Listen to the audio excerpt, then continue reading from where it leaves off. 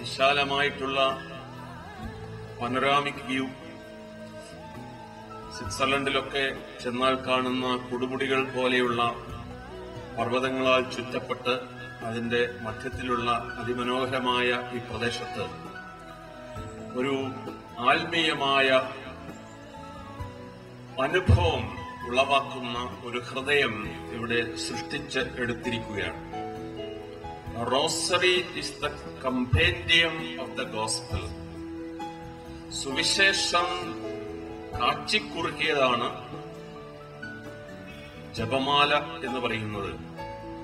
യേശുവിന്റെ സന്തോഷകരമായ, ദുഃഖകരമായ, മഹത്വകരമായ, പ്രകാശപൂർണമായ രഹസ്യങ്ങൾ 30 വീതം ഇരുവശങ്ങളിലായിട്ട് നിരത്തിവെച്ചിരിക്കുകയാണ്.